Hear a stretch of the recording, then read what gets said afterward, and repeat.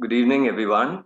I'm Daryl D'Souza, founder of Earthkeepers Connect, your host for this evening, which is the 19th day of the pre summit webinars leading up to the New Earth Summit in November. It is the second edition of India's first integrative summit on solutions to our problems in health, food, farming, and environment. I extend a warm welcome to our esteemed panelists of this evening and also on behalf of our 10 Earthkeeper groups in India and overseas. And we express our gratitude to you for taking out the time from your busy schedules to be with us, to share your wisdom so that all watching this webinar and its recording later may understand why it is vitally important for our youth to be involved in agriculture for the sake of our food security and good health. That's our topic for this evening, involving youth in agriculture and value addition. So I will start with introducing our panelists to the audience. Liza Pinheiro has a BSc degree in agriculture from Don Bosco College of Agriculture, Sukolna in Goa. She loves singing and acting and has won prizes as well as the title Miss Yuva Sangam 2020. She is also a volleyball and tennis player. Liza has conducted village and school level demonstrations on SRI method of rice transplantation, grafting, kitchen gardening, pest and disease management on fruit and vegetable crops, vermicomposting, and she has also organized awareness rallies on management of major pests of coconut at Panchwadi Ponda and cooking demonstrations also on value addition of jackfruit and rice at Ponsanche Fest and Rashol Seminary. She also delivered a career guidance seminar in agriculture for higher secondary students. Currently, Lisa is engaged with developing kitchen gardens for people having small spaces and living in urban areas. She has developed webinars on reviving agriculture in Goa, best vegetables to grow in winter, and also how to start a vegetable garden. Miguel Braganza is a promoter of organic agriculture and has been closely associated with the Botanical Society of Goa. He has completed MSc in agriculture, in horticulture, and is specialized in fruit, plants, and products. He conducts training workshops in gardening and has trained others to do the same. His articles on plants appear in the Naveen Times Buzz every Tuesday and GT Weekender on alternate Sundays. He is also a consultant for fruit farms and eco-tourism projects in Goa and Sindhudurg, district of Maharashtra. He mentors the AgriCore's Alumni Association in Goa, which conducts a webinar series every Sunday afternoon. Dr. Jennifer Lewis is a partner at Kamat Infra Tech, an architectural and engineering consultancy firm specializing in green buildings and repair of concrete structures, promoting sustainable living practices. She is and has been a member of many business, professional, and service organizations. To name a few, Managing Committee member at Goa Chamber of Commerce and Industry, member of Infrastructure Committee, GCCI Executive Committee, member of Indian Green Building Council, member of Advisory Board, Goa Livelihood Forum. She has been the chairperson of Women's Wing of GCCI, member of Skill Development Committee GSIA, that is Goa State Industries Association. She's an alumni of Indo-German Business Managerial Training Partnership Program. On the social front, she has conducted various programs, including the Goa Green version of the National Green Eye Contest, Vasco Let's Go Green series, Vasco no Mozo Kites and Lights at Baina Beach, BQ project, that is the butterflies, birds, and bees. At the GCCI Women's Wing, she worked at skill building, business growth for local and international, agriculture and food processing, access to funding, and access to markets. Jennifer is an avid gardener and is always on her mission to locally promote farming, kitchen gardens, butterfly gardens, and medicinal plants, as well as their value addition as products to the right markets. So here is our first question for the panelists. Why is it important to involve our youth now in agriculture and value addition to food? Dr. Jennifer, would you like to take it first? So in recent times, we have seen how the global food chain created pandemonium amongst the people. The community realized that the only way to sustain themselves is to look for solutions locally. The fields that were lying fallow or open areas in their homes was something everybody was thinking, oh, I can grow some food here. So, we've been, for a while, we've been thinking of how, worried about our food sources and the quality of the food sources, but we haven't been able to do anything about it. So this time, we had a chance to do something. I know COVID is a pandemic that is affecting the population, but it has made us stop and look and think and apply some of the things we wanted to. So during the pandemic, we have, sort of looked at everything. So as chairperson of the women's wing, we had much thought. We had to apply much thought about what sort of programs we wanted to do, and that's when I spoke to Miguel, amongst many people. But Miguel's idea of agriculture and food processing was the one that made much sense to us, and we did a lot of programs. You were there at some of the one program that we had conducted. We did programs like the jackfruit processing, which actually was the agriculture committee. They conducted a 4-day workshop, and we learned a lot. And we took forward the agriculture committee's sort of direction, because we believe that was the way forward. Because jackfruit was one thing that was lying around, and we are not utilizing. So Goans have this abundance of stuff. We have abundance, and somehow we don't seem to be utilizing our nature's gift that has been given to us. So those were some of the programs we did. We did something with virgin coconut oil, programs on virgin coconut oil, and it was probiotics. You were at that program where we had participants. We were very excited to learn about e-change also, to learn about how to make apple cider vinegar, kombucha, and it is a very simple ingredients put together, and anyone can have a small industry, for example. So it is just showing that it is possible to utilize the resources we've got locally, and how do we make a business out of it. So what happens is, when I've studied abroad and traveling across the countries and the world and in the nation, we see that Goan products, which are the best, really, are not available on the shelves. And why is it? Why is it? And because maybe we are not aware that it needs a little standardization, it needs a little quality. And so for the youth, it's high time that they get involved in agriculture and think about the markets like this. Goa brand exists everywhere, and because the Goa brand is there, we can look at how to take um, um, make it a viable market for everybody who's here, and utilize that. So there's MSME is looking to start a food processing cluster in Goa. Access to markets we've got, because even the Botanical Society is looking at a brand Goa that they're looking to promote.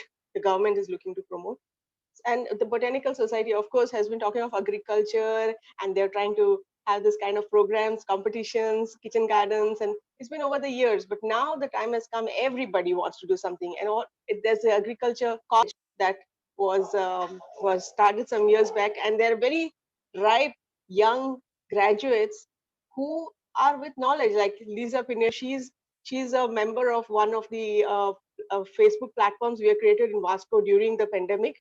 And though everybody might not be able to explain what's going on with plants, but she's able to, with her education, guide everyone. It's and the youth just need an education and a degree, and this is a place that they could, sort of get in the space that is available. And regarding value addition, definitely we need a value addition. Like I spoke to you of various programs. Um, the markets are there. In the Goa markets are there. There's already some of these products are available on the shelves, but we need maybe more people to get into it. There should be a little bit more competition. And of course, they need licensing. So the FDA licensing is very important. And MSME is there to support. And these are things that are available. So if anybody wants to know how to, sort of do this, we could sort of guide them in this. That's for me for now. If there's anything else, I'll add on in the later part.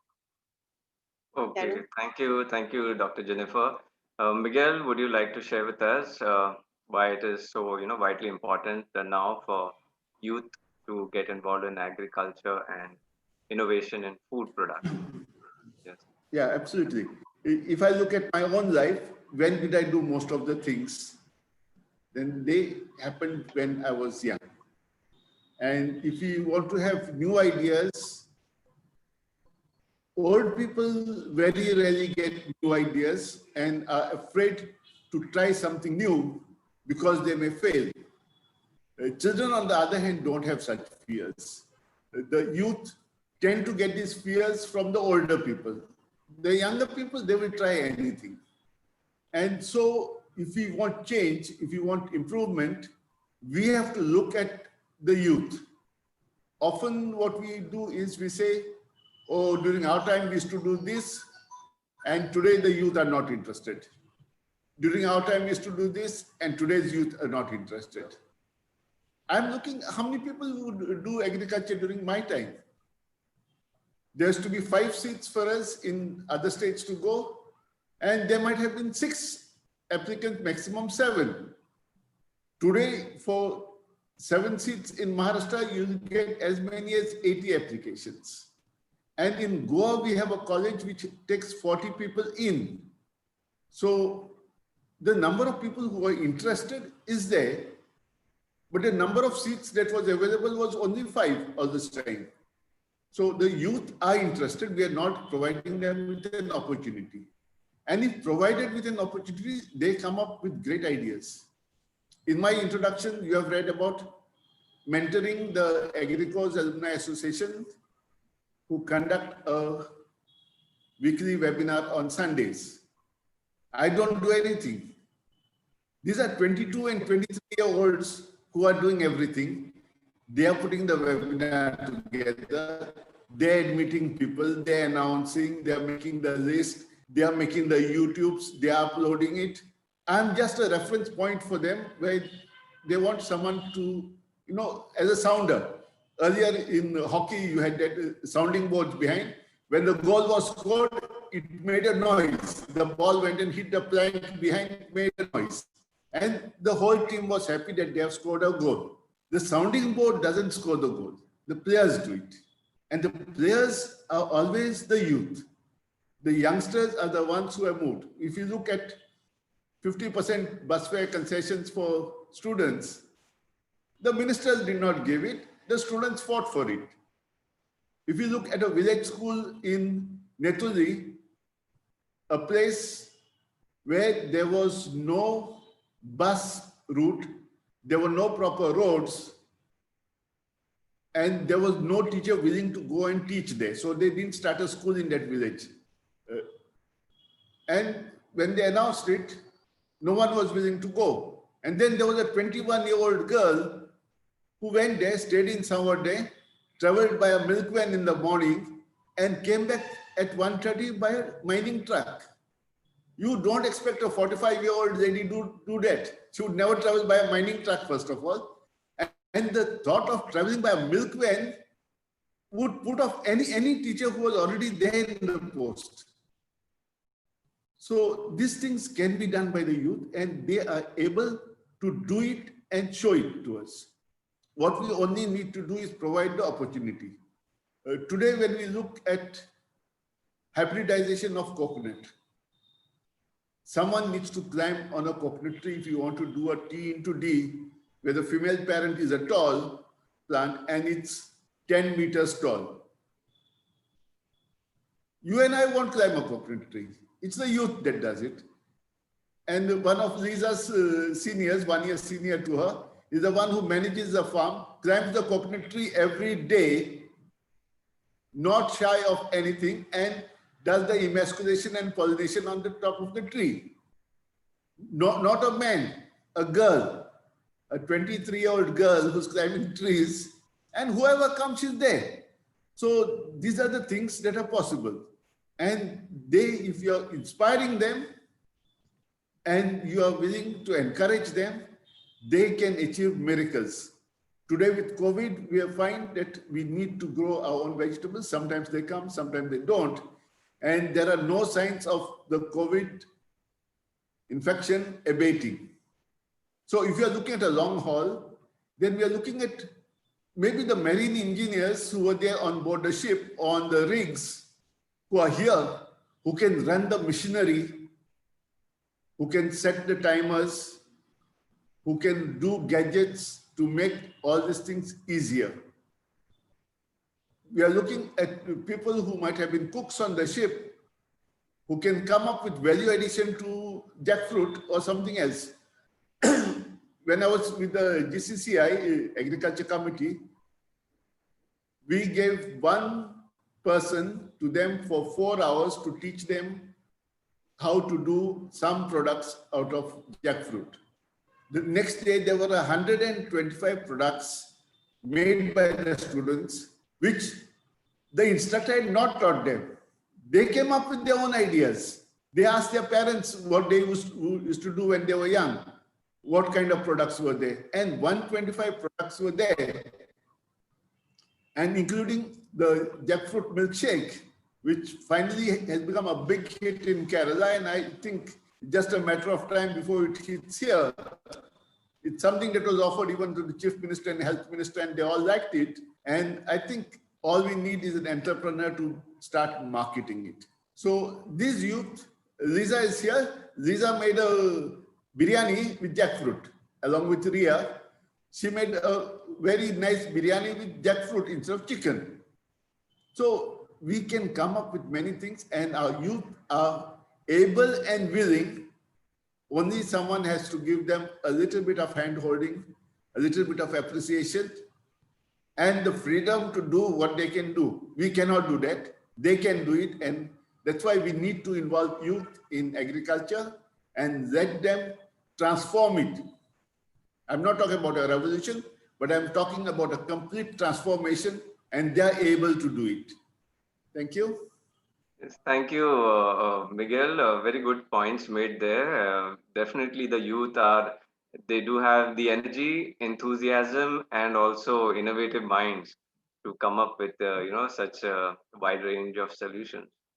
And from their example also what you gave, definitely they are looking, the group of students asked their parents, and they went probably back into traditional recipes and got that full range of 125. So there's a good collaboration, and also an example that they are willing to ask their seniors and their grandparents. So really open-minded effort.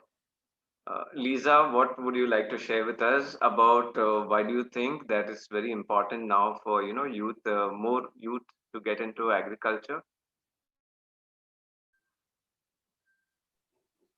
Yeah, so it's important so that the youth gets involved into agriculture, because the unemployed ratio of youth is increasing day by day. Everyone is seeking for jobs or leaving their properties, leaving their families and shifting to abroad. And there they do something which they never expected, which they never wanted to. and end up settling getting small amounts, work tirelessly for hours and end up getting small amounts. And the agriculture scenario amongst the youth is quite low. So hardly in India, so those whoever is involved in agriculture or are actually into agriculture is just 5%, mainly because the society or the parents or the older generation had put in the mind or put in the mindset that agriculture is a low status profession which only involves getting yourself in the soil, getting dirty in the hot sun, and only getting little produce, and you cannot market it. So that is one reason. And secondly, the reason is whatever produce which you get after cultivating, so they were not able to market it, and they were getting into many losses. So they told their children, that their farmers never told their child to get into agriculture or to get into farming. He always said, so go for some jobs which are white collar, go for engineering, go for banking and other sectors. So that's how agriculture amongst youth got lowered. And but that's actually not true.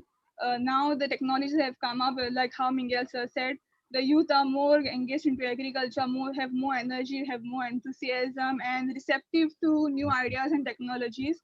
So I'll tell my example of what I faced when I was about to get into agriculture. So what happened? I got a distinction in science and 12th standard, and everyone was like, what are you going to do next? Are you going to do engineering? Are you going to go for medicine? Or what are you going to do? And some research field. I said, no, I'll be doing agriculture. And everyone like, she, buy to science, I'm like, what? I felt like giving a knock on their head because food is what we require to eat.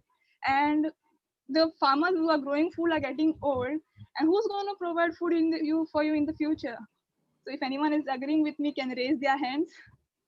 Yes, Okay, yes, so of course, of course. so what happens? And then I went into agriculture. Even I thought it will be only about growing food, but there was much more than that.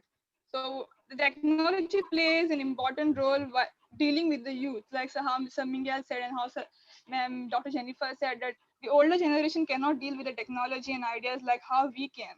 Like for example, in the second year, we were supposed to cultivate paddy fields, and we were supposed to get involved and get ourselves mudded in the soil. So during the paddling session, instead of doing the actual thing, we did it in a fun way. We put on the music without listening to our professor, and we were jumping and throwing mud balls on each other, and that's how we did paddling, and posted picture on WhatsApp and Instagram. So what happened? The students from other schools, our friends from other schools, are like, "Oh wow, what are you doing? Oh my God, what is this going on? This is so amazing. Why are you always out in the field? We are bored studying in the class. Y'all don't even have to bunk classes. Y'all are enjoying there so much. Wish we could take agriculture. We didn't know about it. Why is it so? Why agriculture is so lowered? So y'all are enjoying it in a different way." So I feel the youth is has really interest in agriculture, but maybe because of some social factors, maybe because of their parents pressures, they are not taking into it, or even the parents experience during that, because during that time there were not proper marketing facilities. So parents felt like whatever produce what they got during that time was didn't get much income. But now, since technologies have come up, there are different business sites, there are different business apps or marketing apps where youth can grow their own food and try selling on it, try selling through it. There are different apps and accounts or sites which you can create. Then to give you example, like how sir said about Shweta Gankar who was climbing coconut, there are different machineries which are come up now from sowing till harvesting. Like I always thought the Rendis with big butts, they are climbing, they are not even teaching their kids to climb coconut trees. And who's going to pluck coconut in future? But thanks to this coconut pluckers which came, a 23-year-old Shweta, if she can climb coconut trees, I feel everyone could. And that's quite easy also. You can have to just take training for about 2 to 3 days, and it's like a normal thing. You don't even have to go at a gym and pay $1,000. You can climb coconut trees, harvest coconut, and tap toddies and get paid for it. Besides getting big bucks, you are going to get big butts too. That's right. And so you don't have to go at a gym for, you can pay 1,000 rupees for just 1 hour. Go somewhere, there are abundant of coconut trees. We can just involve you to encourage you to go for coconut plucking, because that's our state tree too. And there are various other options as well, from sowing till transplanting. to harvesting, there are various harvesters which Goa does not have much, but because the older generations is not ready to take up the technology, so the subsidies and schemes which are there just get ward off. They are just cut off. So if youth get involved in such things, I feel things will fasten up, and it will be better for the future as well. We are going to have a constant supply of food, besides getting good income and revenue for the youth, and the unemployment ratio will be reduced. Yes, thank you, Lisa. Very good points made. And so my question in this loop again is that especially now because of the lockdown, right? So many people have lost their jobs and so many companies are closed down. And I think, and even neighbors, when they don't have any kind of work to do, they said, we got a little, give us some, we'll get some pots, or we have little land in the backyard. Can we do grow some things and use our time and, make a little bit of our own food? So my question is, I mean, this is a situation that has come now only with the lockdown. So it does seem that I hope more and more people realize that in a lockdown scenario, also you are close to land, and it's a good time to learn, how to grow things. And so, Lisa, I'm very happy when I read out your introduction that you are doing so many, workshops and, training people. So I hope during this lockdown time also, people get access to that.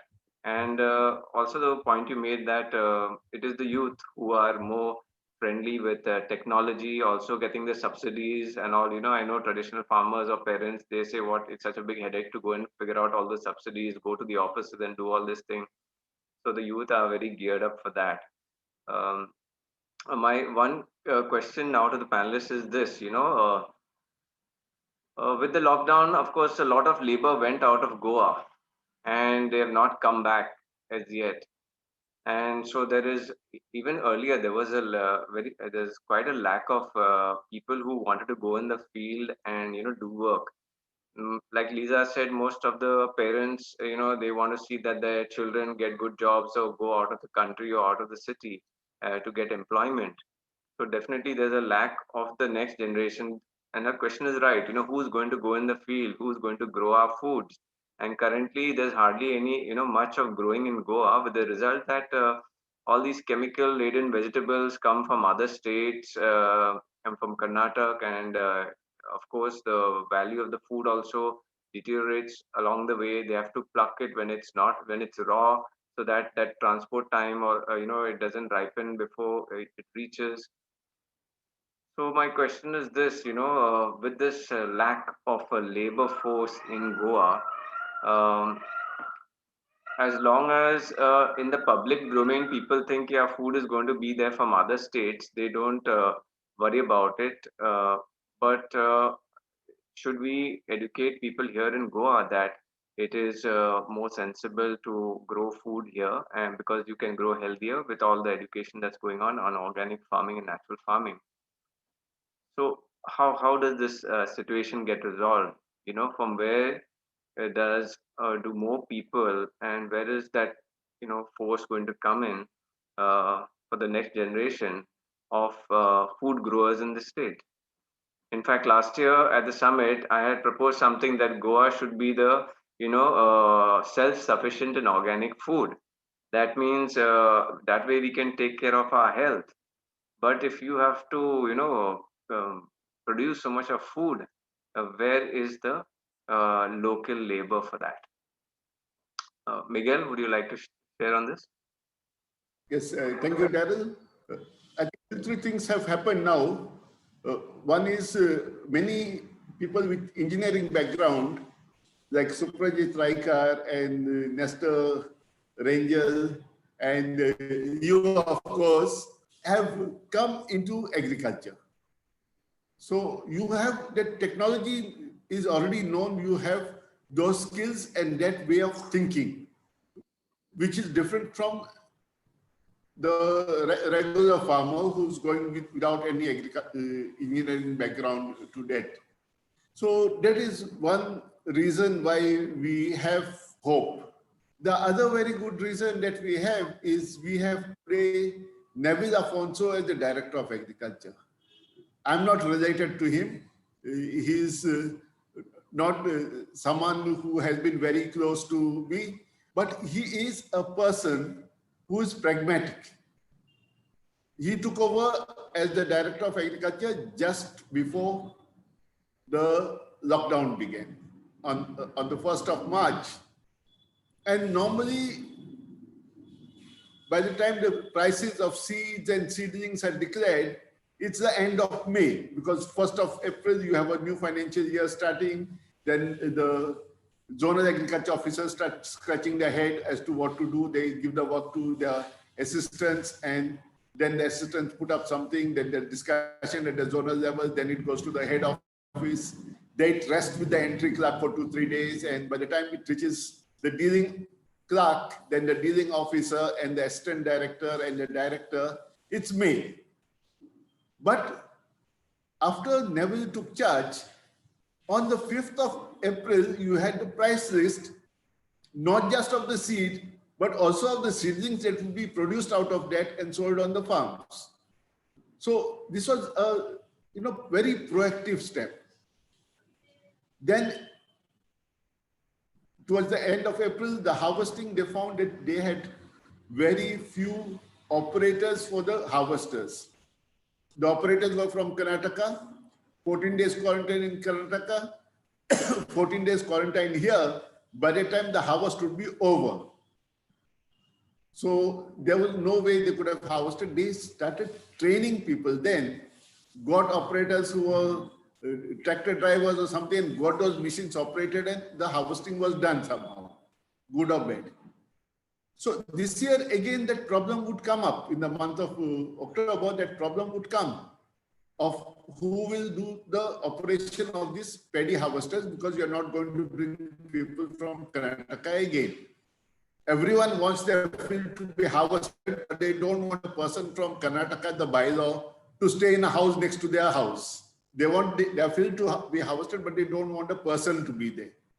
So he got some machine operators who were there, go on itself to train as many as 40 others to operate the harvester. It's not just driving it, you have to actually harvest the thing. So lowering of the boom, getting the things harvested without breaking the machinery, putting it too deep into the field, everything. He got the people trained a month before they were needed. And now wherever harvesting is required, if the machine is there, the operator is there. So that pragmatism is there. We always had a problem in finding local vegetable seeds. Everyone wants to grow vegetables at home. Many people are looking for heirloom varieties. Yesterday, Peter and Jay Sutarias also spoke about it. Where do you get the local seeds? Two people sell in the Mapsa market, fortunately or otherwise, both of them also Braganzas who sell. And if they are not there, there is no local seed available in the market.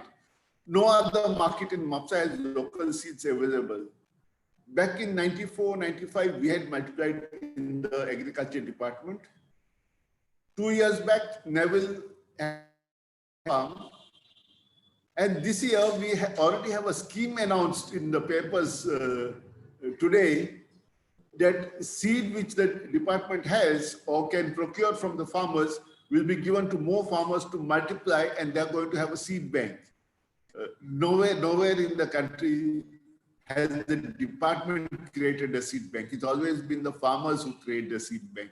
And here we have Neville initiating the process, getting the government approval, and it's not easy because people at the higher levels don't understand why you are doing things which none of your predecessors did. In government, we have the system of precedent. Was this done before? Was it successful? Then we'll do it. If it was not done before, why you want to do it? And I have experienced this when I was in the same department working as an officer. When I wanted to grow vegetables on the farm and sell them, they said, do we have a target? I said, no. Then you are going to create a cost by buying the seed.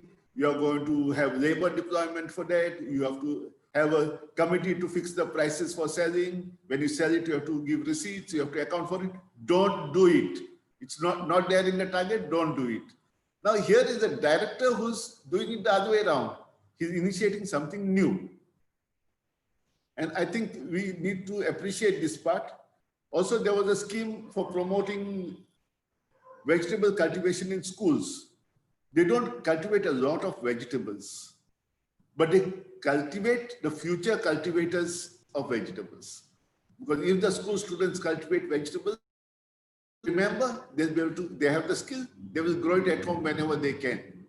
So very important. 2 years that scheme was not implemented, Neville has revived it. So we need to look at the schemes, and the normal thing for us, if someone in the government does it, he must be having either vested interest or he must be doing it wrong. I think even in the government, those who do it right, we need to appreciate and encourage them to do more things right.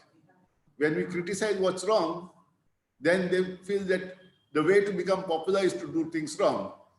The way you see our roads, everyone criticizes it, comes in the papers, they make more potholes. So we need to appreciate good so that they may want to do. Same as any other thing, I think we need to look at appreciating this and creating the manpower. The webinars is creating a, information and enabling in this kind of scenario where you cannot actually go out and train. And I found that webinars or even online teaching can help. The last 3 years I've been teaching at Dempe College, the biotech students, how to grow plants, how to cut a PET bottle and make a self-irrigating pot out of it, how you can grow things.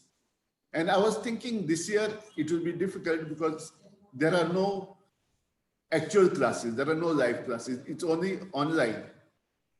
And 6 students in that group have surprised me. They are doing terrific jobs, photographing it, documenting it, and one of them has already presented a webinar on her own work. Now, I have never met her. We have the skills being transmitted to the students, to the youth, and that they are allowed to experiment. 6 of them are doing it, and we'll be having more of them presenting from the 25th onwards.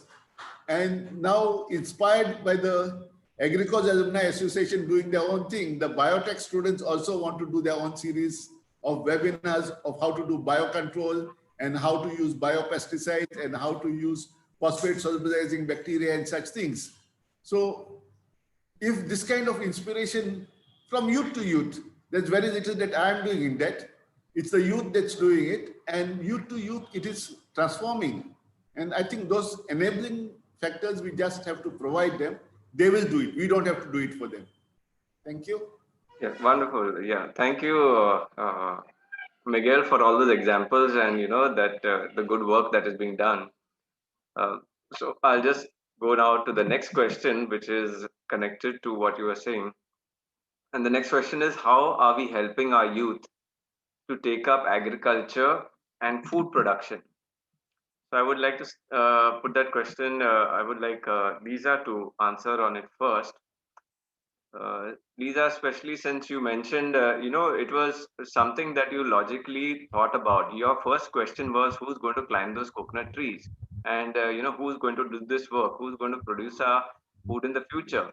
That is a similar thought that, me as an engineer, I didn't come to farming first. I had a very, lot of years, 14 years of sickness. And on the journey to healing, I understood how, healthy food and organic food saved my life and healed me. So I was asking those questions also at that time, if we have to have local, seasonal, organic, healthy food. And by that time, I was living in Bombay, but I came here. I said, who's making this food? You see, that was my logical question. So it appears that some people and all of these engineers, or sometimes there's a marketing person or a finance person coming into growing food, they are people who have seem to have had some logical thinking process and this question, why, who's going to do it? So Lisa, you also had those questions, who's going to do it, and that's why you got into this place that has such a need for people to who are committed and who see the entire cycle, of food that's crumbling and its relationship, of course, to health. You obviously know about it. So that was, your case, and also definitely it would be the my thought of all the students who came into the agriculture college. So Lisa, I'm asking you, what do you think will make the other youngsters in our society also think about these questions, and how can we stimulate them, because now we are getting into the youth mind frame, and on this panel, no, there's nobody better than you to share this. What would we do to inspire other friends to think about this and to get into this, and what would you tell them of maybe your own instance, and especially everybody has a question of money. If we get into this, how much money can we make? So please share about this, how to get more people of youth into this.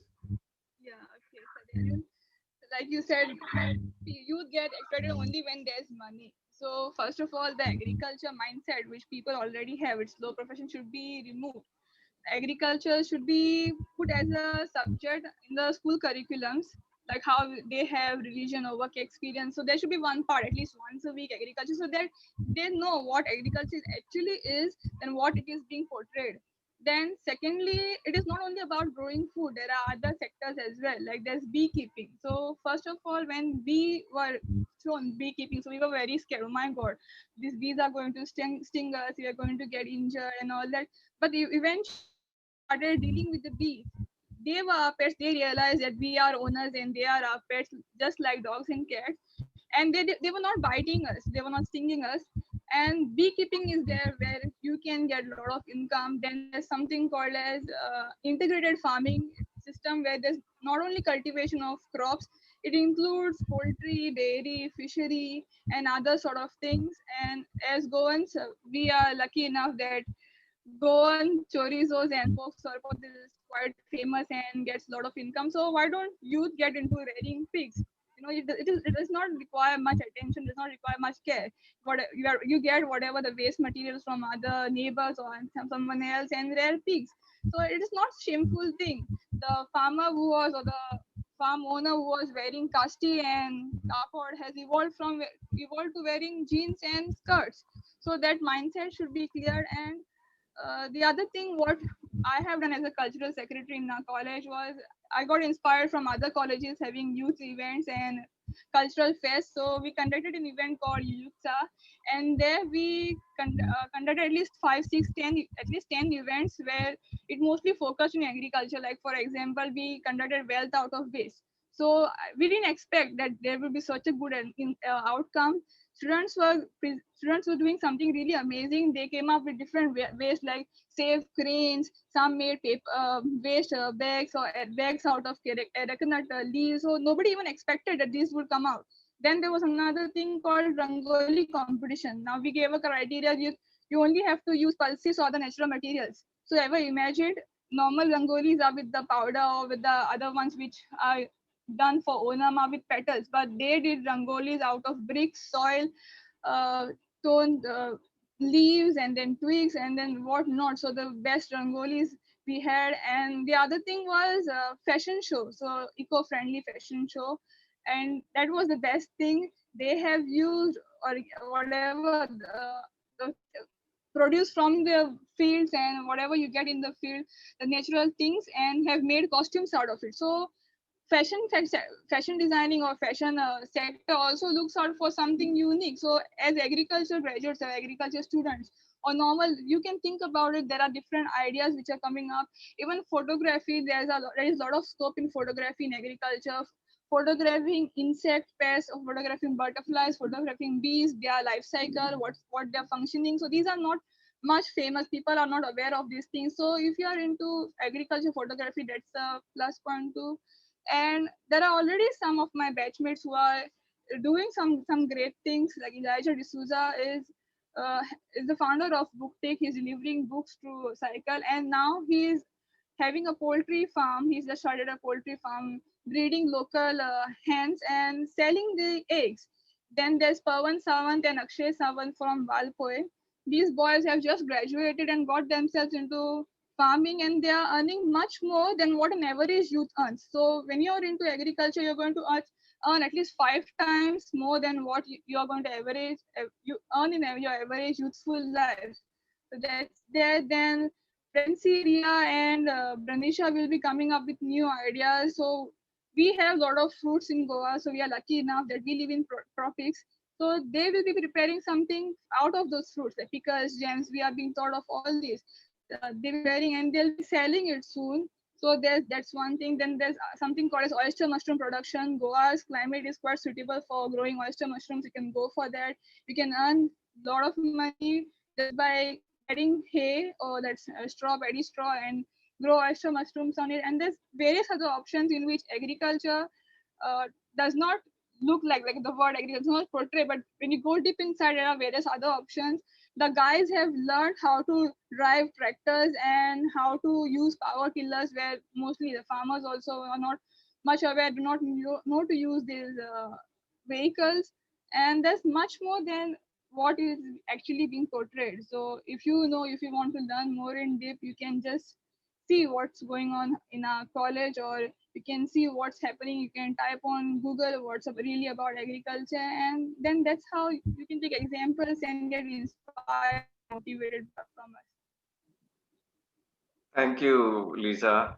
Um, Miguel, your thoughts on how the more youth can be inspired to get into agriculture? I'm just taking a very good point from Lisa. What she mentioned is that it should be in the schools, it should be in the books, that agriculture should be in the every even before you branch out probably into your stream, right from seventh, eighth, ninth. I think agriculture should be there, and also I think along with that, something that I really advocate, the connection between healthy food and health, right? How you can get health through healthy food, and so how does one make healthy food? So the whole topic opens up. So I also think yes, it's a very strong point. This is something missed definitely in the Indian education system, and I think that's the starting point of that awareness for all youth in our country or all across the world. That it's something that needs to come in at that time. Miguel, some more. Thank you, Darren. I think what is not commonly known by most people, including administrators of schools, is that there is already an agriculture course available that you can teach from standard 5 up to SSC. Some have noticed suddenly that about 50 government high schools get 100% passing in SSC. Now, they have not got a new breed of students, bright students who have come in, but they have got very bright headmasters or headmistresses, more often headmistresses than headmasters, who have taken the Goa Board of Secondary and Higher Secondary Education scheme of offering 7 subjects, out of which you have to pass 6. Now, agriculture is considered as science. We have the science subject. We have maths, which is considered as science. And most of us don't think of history, civics, and geography as science, but in the Goa Board of Secondary and Higher Secondary Education, that is social science. So if you take an additional subject of agriculture and you fail in any one of these 3, maths, science, or social science, you still pass. So by taking 7 subjects, passing in 6, agriculture is easy because you have to do more practical and less of theory. So those who have difficulties in mugging up the extensive theory, they pass agriculture for sure. They can risk one of those 3 subjects which they can't figure out. Sometimes it may be maths. Most often it's maths that they can't figure out at SSC. And they pass. And these schools have got 100%. They put the photographs nicely on charts, or they put it on flex banner and put it outside their school, and the admission increases. Now, in very elite schools that we talk about, I'll talk about my own school, St. Brito High School in Mapsa, run by the Jesuits. This course was offered. The headmaster was 1 year my senior in school. I told him I will teach in my school for free. And he said, let me think about it. 4 years later, he's retired, but he's not thought about it. So we need school managements to offer these courses. The courses are already there. Okay. In fact, the course started in 1973, and there is one man called Ramesh Jagdale. He is an agriculture graduate from Kolhapur who was teaching in one remote school called Tarolikar High School in Sakorda. Most people in Goa don't know where Sakorda is. Same like Sulkarna, where the agriculture college is. People say there is a village by that name. So in Sakorda in 1972, he started teaching. That time it was 8th, 9th, 10th was high school. And in 1975, under Pune board, the first batch of students passed with agriculture as a science subject. Since then, 1982, we have worked on the syllabus. It's there, but it's not being offered by most schools. I've taught in Choram, St. Bartholomew's High School, at least 16 students who did all their passing of SSC to agriculture, not to me, but to the agriculture. It was offered as a course. So we need to offer. The Diocesan Society of Education has got 137 schools. You can imagine if each of the schools had offered the agriculture course, and the best part is you don't have to hire a teacher. Under the Samagra Shiksha Abhiyan, the SSA, you have free teachers being provided to the schools to teach the subject. The Directorate of Education pays for these teachers. There are two of these are seniors who are teachers there, who are teaching. 3 of them were teaching. One has dropped out now to do his master's. And there are graduates from other colleges who are there. And the teacher is available free. You can get a 100% SSC result without scratching your head, and you don't have to pay for it. And yet, we have the reluctance. So that has to change. And if that is there in school, then naturally the youth will have an inkling to do the things. You don't have to give them sermons on dignity of labor. They will understand it. And I always insist that career guidance has to be done for parents, not for the students. The students know their mind. Their parents won't let them. Liza was lucky with distinction. She was allowed to go for agriculture. When my son opted to do hotel management, his teachers asked me, with distinction, how can you allow your son to become a cook? Now, when I talk to them and say that Sanjit Rodriguez also is an IHM graduate, I say, I did not know. The fact that you are not aware of it is not my fault. But it's a management course, hotel management course. Someone who does IHM doesn't become a cook. My son today is a blender and a manager in a prestigious firm like Desmond G. So you can do whatever you want with whatever kind of degree you have. As long as you like the work, that becomes a passion. And if you have the passion, like Jennifer has for engineering, and if you go to Cafe Bosley and look outside, you see the structure of Rebello Center and you see all the plants there. How come an engineer thought about plants? And so you have examples which are there very easily. Only the inspiration is required. The courses are available. The managements have to change. And we have to learn as parents to understand what our child wants to do. I know at least 2 students who did agriculture who wanted to become fashion designers, but their parents knew, at least fortunately knew about agriculture.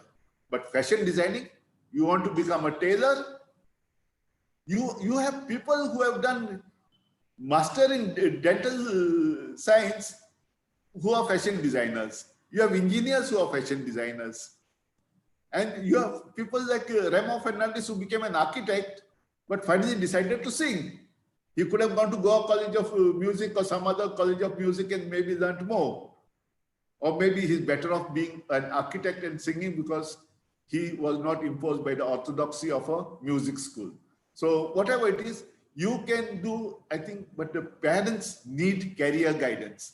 That is the need of the hour. No career guidance is needed for students. Career guidance is required for the parents. then we will be able to have better options for the students to come into agriculture and allied sciences. Thank you, Miguel, for all of those pointers and advice, especially to the parents. Dr. Jennifer, what would you like to say on this? How can more of the youth be inspired to get into this field? I just want to say I'm so inspired by Lisa, the amount of things that she has said. And Miguel, of course, has been somebody I've been following for years, but Lisa is someone that it's heartening to know the youth is thinking this. So years ago, we did a program in Vasco. It was called the B Cube. You spoke about it in my introduction. I wanted you to say that because at that time, the Butterfly, Birds and Bees program was for 100 schools in that one taluka. And we hope that other talukas also do this kind of program. It was about training the schools to have gardens within the schools. And Miguel was one of our speakers and inspirational speakers at that, and the expert who had come. And the other person was Parag Rangnikar, who's about butterflies. He knows about butterflies and host plants and all that. So we hoped, we gave them kits, we gave the schools kits, and we wanted them to set up butterfly gardens, medicinal plants, and vegetable gardens, and everybody helped us. The agriculture department, the forest department, everyone gave us plants, everybody gave us seeds. And we created this little kits and gave to schools and said that if we can inspire the young people in the schools, our job is done. These are the souls for the future. We don't have to try to change the adults. We want to change the youngsters. But today, if you see, the government itself is doing this program. The government itself is promoting kitchen gardens, medicinal gardens, butterfly gardens. ICAR is doing some sort of scheme there for schools, which is inspirational because you do it as a project and then you hope the government takes, some sort of, uh, direction to that and starts doing it. So I feel proud that we sort of started something like that, and I always learn from Miguel. I always learn from people around us, and Lisa's also always teaching something on the Facebook that you got to learn from. Um, Having said that, he talked about fashion designing. He talked about beauty products. Agriculture is not just agriculture. There are all sorts of products that come from agriculture, and Lisa is right. We need to start in schools where the youngsters know about nutrition, and you said it as well, Daryl. If you know about nutrition and you know where that comes from, you will get everything sorted out. When you want the best of nutrition, which will be making your body well so that you can do every single thing in your life better, that's when you will appreciate the food that you eat. So the problem is that we as professionals, you and me, we know that that's not taught to us, right? They don't teach us that. You just do traditional foods, what's being cooked. You hardly pay attention to these things. But if it's taught in schools, it would help to focus on the importance of eating local produce, fresh produce, and why is it that you need to have certain kinds of growth? Like, why are we eating leafies from the garden? It's more fresh. Why would you want to get some dull things from the market, which is coming from some other state and it's been sprayed and you don't know what's coming with it, what water it's washed with. So having local produce around is very much true. And she talked of her classmates who's, we've also read about it. It's heartening to know that why would you want fresh local eggs? These are free range chicken hens and free range eggs. Why won't you want healthy food? So it is a good market, and youngsters today they're in the right time. It's time to take it up there. So it's not just agriculture for the sake of nutrition and food, but there was a program in Kala Academy some years back called Green Fashion. Green Fashion spoke about the kind of clothes that we wear. It's not cotton. And then they talked about the kinds of cotton that you use. You're actually wearing plastic. So there are fabrics that can be created. There are new materials that could come. And she's right. That could be something that agriculturists do. So when fashion designers and agriculturists get together, they can create something different that the world is looking for, solutions. Because we have enough of waste that's not polluting the environment. We want something that is more environment friendly. So that's another area that they could look at. What about wild edibles? I'm recently looking at this food around us. We think it is weeds, but they are not weeds, and they are all medicinal plants. We don't know how lucky we are in a place like Goa. Every single thing is edible. Every single thing is medicinal. You look around, you take photograph, or in that photograph, you get so many kinds of plants that are useful. So I think we are in a good time. And like Miguel said, we've always been looking at cultivating future cultivators. Lisa is here today. That batch of that was an excellent job. I think Miguel pushed it when he had the file with him for the agriculture college. He told me the story about how he had to, go to the minister and get personal kind of connect with him because of his mother, I think, was connected to them. And so it didn't just happen. It had to be pushed by somebody who was passionate and saw the vision and made that happen. So when you have an agriculture college and you have these youngsters coming out passionate, like what Lisa, they made it fun. You see, you have to have fun. And when you make it fun, then you enjoy doing everything. One of the things Don Bosco College has done is Don Bosco College has got an agriculture college, it's got an engineering college, and it's got a commerce college in Panjim. So that's a a balanced combination that they've got. I know for a fact that the engineering college, the mechanical engineering boys are looking at solutions for the agriculture college, right? They're looking at technology tie-ups for the agriculture college. So this is a good kind of combination. I see something like this and I say, this is magic and this is happening. So that it won't be so difficult anymore because the youngsters have tech to help them. It won't be labor intensive. It will be simplified and they will find it easier to use something like this. Having said that, I just want to talk about something that the government has got. See, my journey in the Goa Chamber of Commerce as an engineer, taking up focus area of agriculture and food processing. There's a reason Miguel has brought me here. He's because it has been a journey of learning for me. It was an organization like the Indian Council of Agricultural Research. If you go to Ella Farm, you learn there are all scientists there. There are people with lots of experience, knowledge, and they've got the resources. You can actually apply some of these things. So I learned a lot from them. The Biodiversity Board is also a hotspot. That's something that you should always follow and know.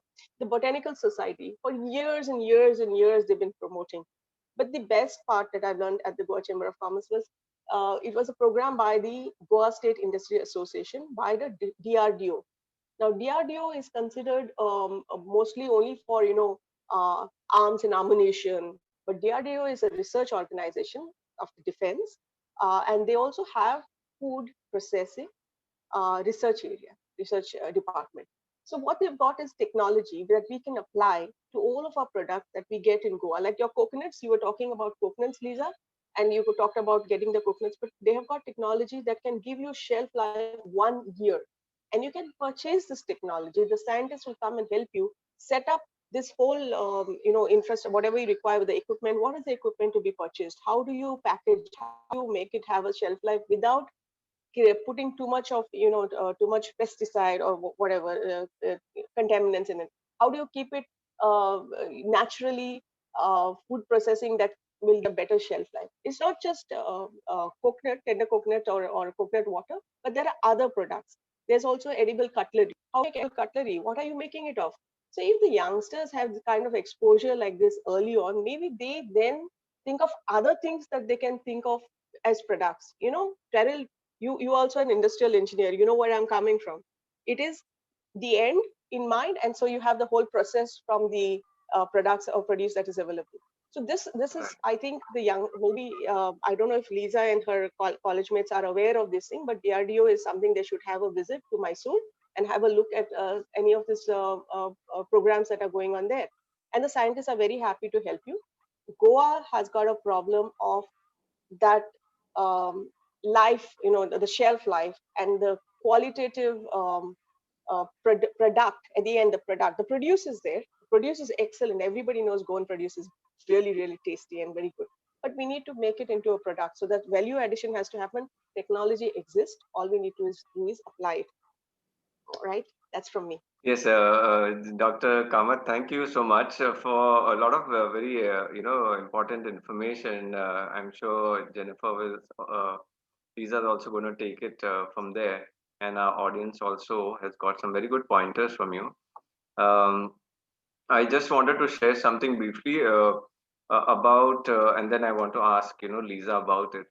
Um, so I just realized that I've also given, talks at some schools, about 6 to 7 schools by now over the last 2 3 years in Goa, specifically on this topic of the connection of between health and healthy food. Okay, that if you don't have healthy food, then you're going to get sick and you'll get all of these illnesses. Because I specialize in that topic, healing with foods. First of all, getting the wrong, you know, processed and packaged foods out of your food system and switching to fresh, organic, local produce every day, eating fresh foods. Um, I'm giving a talk now on Saturday. It's happening through the Lions Club of Kalangut, where I'm a member, and I'm also doing 3 for Green Meadows School. And this is what the teachers ask. Okay, and so I'm so happy to see that there are some people in the education system who are realizing something and asking. I even gave a very good same thing. I did a 2 hour workshop, a talk and a presentation also at Scenic School at that's at Duler. That was almost 1.5 years back. So I'm happy to see that some teachers are realizing the importance of this. And the 3 videos that I am to do for the Green Meadows, one of it is the connection between food and health. The second is about environment. And in that video, I've got some slides where I'm talking about this artificial packaged food system that is the rave, and everybody's in supermarkets and in malls, they're buying that, and it's unhealthy and it's not fresh food. And then all the packaging, you throw it in the garbage, and that's why Goa, has a garbage problem.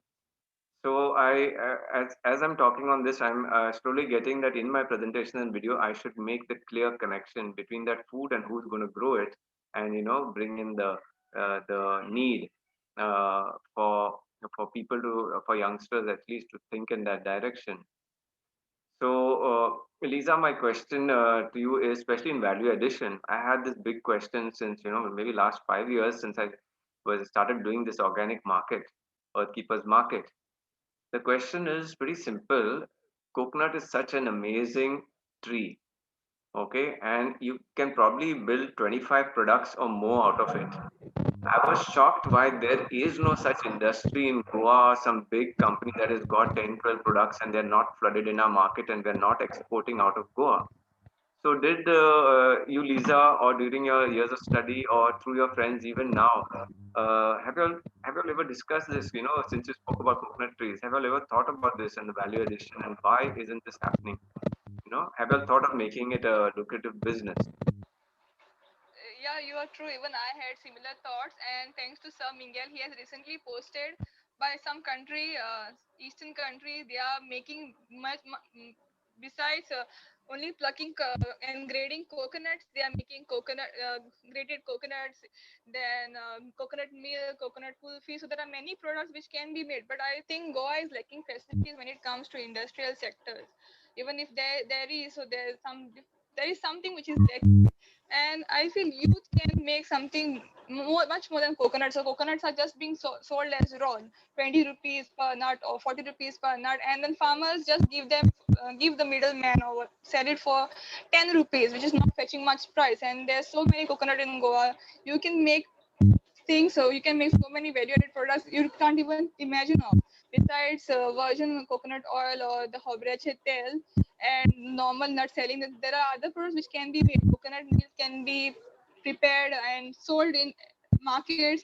Coconut, we are also lucky that we have coconut. Coconuts can be exported to other countries. So on such topics, I think the industrial factors, the industrial sector should look upon what can be done to coconuts, and I feel youth should be given a chance to talk about that, to give their views, and whoever is giving a good view should be rewarded, because we learn more or we feel like doing more when there's an award or when there's a reward. Yes, yes, of course. And probably I think this is just you're just putting out an idea, which I'm going to word now. It's that, having a competition, like how that earlier competition was where they made 125 different things of jackfruit.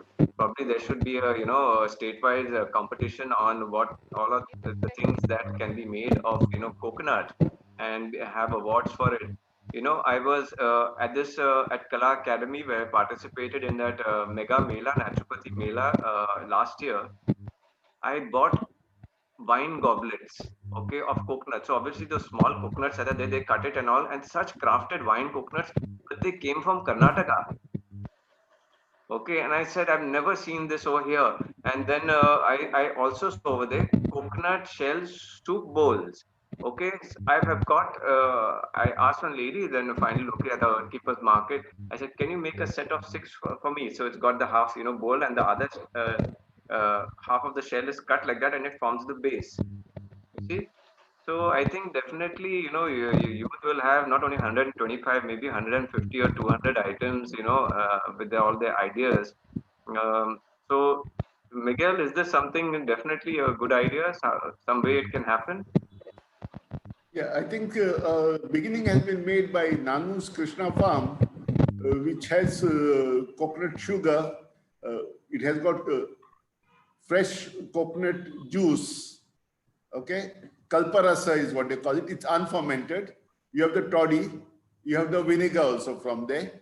You have the virgin coconut oil being made, and virginity is quite a thing in India. So you have extra virgin and double extra virgin coconut oil also available with them.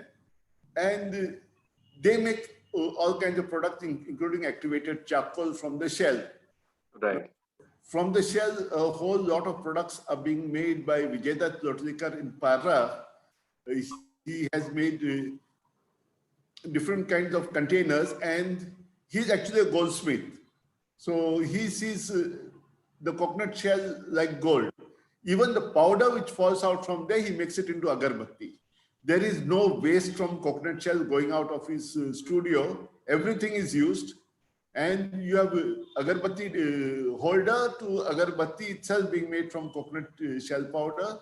You have all kinds of, and he's featured in the Limca Book of Records. So if we have only one Nanu's farm, about 10 products from coconut, then we can get more. And what we tend to forget now is that the feni that we drink actually started with coconut feni from the toddy. Okay. And then because it was easier to get juice from the cashew apple, people shifted to making cashew feni. But the feni technology is from coconut. The jaggery that you still get in pyramid shape is made out of coconut.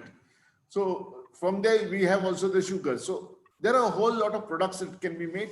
Grated coconut, coconut milk. Everybody wants tender coconut water. Now, even waste coconut water, when we break the coconuts for oil, that coconut water also can be spray dried and made into coconut concentrate, which you can dilute with water anytime you want and drink it. So there are lots of options. And I think if you explore what was done in the past, you'll get a whole lot more things to do. And including our sweet meats, whether it's bolinas or pinag or anywhere where you use coconut, I think we need to recreate them. And instead of Goa being a tandoori chicken and gobi Manchurian place, I think Goan food can be a big niche thing as they've done in Malaysia and other places. That's right. Thank you. Yes. Thank you, Miguel. Yes, I'll come to Dr. Jennifer. I Yes, I, yeah, Dr. I Jennifer, just please wanted to share. add, because she talked of coconut, the coir board, which comes with MSME and the coir board, they're going to have two clusters, coir clusters in the north. And so coir clusters would be, where we know that Goa has been wasting a lot of products produced from the coconut tree. So what is going to happen is that 25 or more entrepreneurs are going to get together and purchase very expensive equipment under that scheme, and they're going to use it jointly to, that's how clusters work. And so that's going to happen. So you'll be seeing more of those products, Darren, soon. Goa Okay. is going in that direction. So, I just wanted to put it out that there's two clusters coming up in the north, very close to you. And yeah, so I think the coir board is something that, Lisa, I don't know if your friends are aware, but you all should also explore the coir board. It is actually we don't have one in Goa, but MSME department at Margao, they can connect you to them. I can also connect you. There's a gentleman who is looking after Maharashtra and Goa, and he's based in Maharashtra, but he can come down for a program anytime you want. And he'll tell you of the various schemes that are there. So if you get together and you want to do a program, get and some sort of scheme you want to apply for, you can talk to him. I think that getting the resources, Daryl, today, they are, Yes. other states are just applying for things and they're getting things done. Somehow our people are not able to reach out to the same resources. Something wrong with information reaching out to everybody. This is what is the problem here.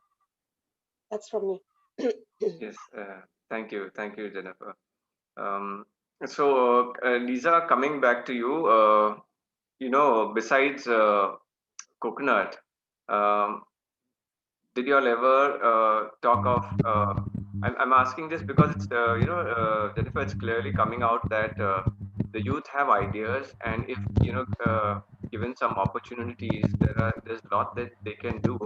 And I'm a firm believer of this ABCD system, that is asset-based community development. That is, how do you first look at the assets, the biodiversity and everything that nature gives you in a place, and how you can make out of that, the local community can get wealthy. When people don't do that analysis, then they believe money is going to come somewhere from outside, from some outside job and all of that. So if our youth are going to, have this direction and brainstorm in this way, it clearly puts out a case that funding, how can funding happen? So, I'll put the ball in your court, Jennifer, because you're one of the bigger business people amongst all of us in this group. You know so much about business. But before that, I'll just put a question to Lisa. Lisa, besides this coconut, did your groups ever talk about any other kind of very valuable, produce in Goa, local produce in Goa, that you all could make many products of, add value to it, and make a business of it? Yeah, we are recently working on jackfruit, and some Miguel also is mostly focusing on jackfruit because that fruit, whenever we see in the market, it's not sold as a whole. No, nobody likes to have the whole big jackfruit. It is in abundance and one of the minor fruits, but though it is in abundance, it gets wasted and just thrown out. Some people just give it for free. So we are working on raw jackfruits and ripe jackfruits as well. So for such a fest, we made gulab jamuns out of jackfruits. Imagine, instead of Yes.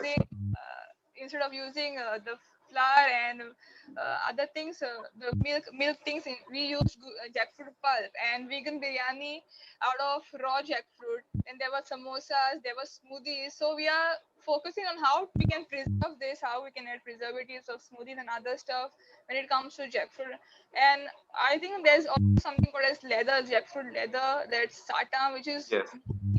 mostly done by Goans, and which needs to be marketed to some places where there is no jackfruit who have never tasted jackfruits. So we are working on such things. We are thinking to add some value addition, creating some groups among the under Agricos Alumni Association, and looking for people also, looking for some young youths also who would be interested in helping us out from different backgrounds, so that we can nicely collaborate with each other, and we'll see how it will go on. Lovely. So I'll just like to give you another, product from the jackfruit range. And so, like what you all made at the Ponsache Fest, it would be, during season until all the jackfruits last. And once the jackfruit season is over, then certain things are not there. Like you're getting jackfruit wafers or chips right now, right? Even 2 3 months after the season. The wonderful thing that our best product was jackfruit ice cream. Have you ever had jackfruit ice cream, Lisa? No, no, never. Okay, so this is called, we have a range of vegan ice cream. So all that we did is, instead of milk, we used cashew nuts and little of water. So it becomes like a real milky thing. And right now I have homemade 1 dozen banana, cashew nut ice creams, and that we make from the Mondochi Keri, because that's the sweetest banana. You see, the Moira bananas, they're the sweetest bananas. It doesn't come so sweet if you make of a elchi and a normal banana. But when the Moira bananas get fully black, they're very sweet. So I have got that now. So the jackfruits that we made ice cream, and ice cream can be kept for 2 3 months if your freezer is really good. Uh, Correct. So that's another idea, and it's vegan ice creams are really picking up in the market because people are trying to avoid, animal milk because it's got too much of fat, too much of hormones and all in it, and causes certain health problems. And there's also a lot of acidity coming from it. So this is one more product of jackfruit.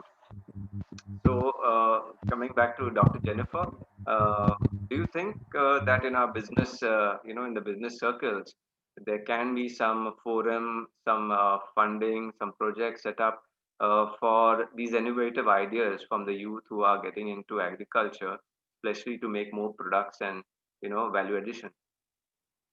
I just wanted to add, Daryl, that over the last year or so, I have met with people who have, like Miguel says, they are technical, technologists. They've gone back to farming in the South, especially, and they come out with all these products which now I don't buy from the shelf. I order from South Goa. I get my turmeric, I get my black pepper, I'm looking for all my spices locally grown. So most people would be happy to purchase something locally and promote something locally. Bhagyashree is one person, and I think she was a speaker on your program earlier. She's one person who's creating this platform for farmers and the the market. She's creating markets and going across, and she just started in Vasco as well, where we are looking for this kind of trusted sources. We know that it's a safe source. And when you're looking at the resources are there. So the money, what you're looking for is supposed to come from banks. Why is this not a startup? Why is it not coming under the startup scheme? Why there has been a program called Kaun Banega Udyogpati, the competition that was there in Goa some time back, where a new innovative ideas, youngsters got mostly what happens is they look at technology, IT guys, it's IT is just a platform for it's an application. So they'll use it to sell this product, the produce, the vegetables and other things. But we need to look at this agriculture and make that kind of a startup where it what do you do with agriculture, and why not funding there? So there are schemes. Miguel will be able to tell you. Agriculture department also has schemes. I once went because I'm a nosy person. I once went to this program on one of the islands here, and there was a ex headmaster, and he showed us this biogas unit that he had set up. That was about 5 years back. So 10 years before, from the agriculture department, they had a scheme, and he had set it up. And all his waste and the cow dung and everything goes in there, and it was connected to the burners, and the burner from the cylinder and the burner from the biogas. And he was like, it was such an educational thing. It's an eye opening. And the technology. See, when you want, there are all these resources. The problem with us is we don't go to find out. We don't go to find out that there are all these schemes available. And this time, I tell you, the government definitely wants to promote. And I know that there's something coming up soon. There is promotion, and there are lots of schemes. Even is closer to this. But when it comes to financial, as long as you have a market and you have a brand name and you have that kind of platform created, then you don't have to worry. You see, today the problem is also that nutritional content is something people don't think about. If you tell people that if you eat like drumstick leaves, I always tell this of a friend of mine. He came back from Thailand and he got this juice, and he called it a moringa juice. He said it's only available in Thailand some years back. And I said, no, we in Goa, we cook this vegetable. It's a traditional vegetable that we cook in Goa. It's the drumstick. He said, no, this is only available in Thailand. So he brought an exotic, apparently it was an exotic thing that he brought from Thailand, which he didn't know was available in Goa as a vegetable that we eat traditionally, right? So we have to also bring a little bit of awareness of the nutritional content of anything that you package, so that when people like mushroom, she talked about the oyster, it's good for, what is it good for, Lisa? It's good for vitamin D and calcium, right? So you require, it's good for vitamin D. So you learn these things, and when you know these things and you market it as such, you're able to get the better value for it. So I think that so much platforms and markets are there today. And if I know Lisa, I will definitely buy from her. You understand what I mean? I will not want to buy something on Amazon, but I would buy from Liza because I know Liza and I trust her that she will give me a good, valued product. This is how it works in local communities like this. And I know Daryl, like for Daryl, he told me about this ice cream. And when I go to his place next time, I will want to taste that ice cream. So access to, different departments, different schemes. NABARD is also doing some programs and they also have schemes. But Miguel is a better person to speak about it because he's very close to it and he will speak more. Oh, Miguel?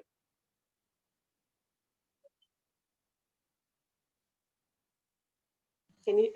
So, taking Dr. Jennifer has said, there are a whole lot of schemes, and people like Lisa and her juniors are an inspiration now to the department. We have e-Krishi Sampark. They have come onto platforms like WhatsApp and email. Earlier, it was only the government website, and the websites we have pointed out often are often 2 to 3 years out of date because they are handled by the Goa Electronics Limited and the updating is not there. But coming on to WhatsApp, the officers also can add on information. Now, every zonal agriculture office has started WhatsApp group with all the registered farmers, so they get the information across. And getting information across is very important. We have learned this from the youth, what Lisa spoke about. Instead of doing paddling, you can put music on your Android phone and you can dance and it paddles. So you don't have to just do it monotonously like a buffalo, but you can enjoy it and it still delivers the job. So getting onto these platforms, Instagram, Facebook, I think it has popularized and it has glamorized agriculture a little bit. And glamour is something that the youth look for. They would rather be a sales executive than to be a salesman. The glamour is there. They would rather be a operating officer or a chief operating officer than a farm manager. Those are old titles. They're no longer glamorous. So designating them properly, giving them the proper freedom to work and let innovation come in, then there is lots that can happen. And I think we need to let the youth do that. The information transfer, even the webinars have inspired the younger officers who are there. And one of the agriculture officers is Lisa's old teacher, Jovita Sikera, who's in the agriculture department in Margao. And also there is Gauri Prabhudesai, who's the ZDO in Sange, who are young and open to these ideas. And the good thing about Neville Afonso is he's giving them a free hand to organize webinars. There's a younger officer like Chandrahas who's doing things.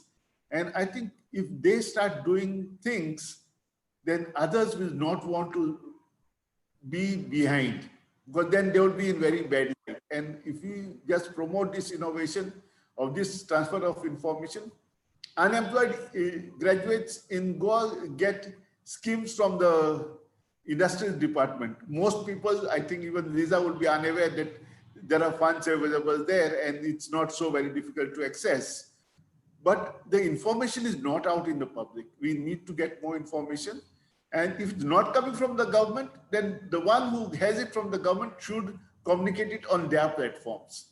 That also can happen. And the Agricos Alumni Association is one platform where it can be transferred. We do part of it in the Botanical Society on the Facebook, so that people are at least aware of what's happening and what's available where.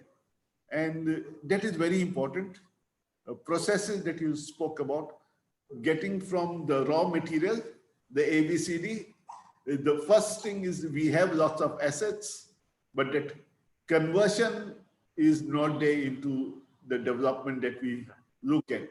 So assets-based community development is something we need to look at. And yes, I think there the funding doesn't become very important.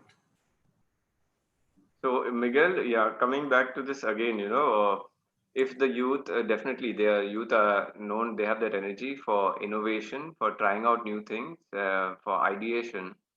So what would be the channel, should it be an event or a platform where they can put out their ideas, which can reach, funders, people who can, look at their different ideas and different products or what they're proposing, and people, who have the funding, then they can say, okay, let us, fund this good idea or this set of people, or open a business venture to make these kind of things.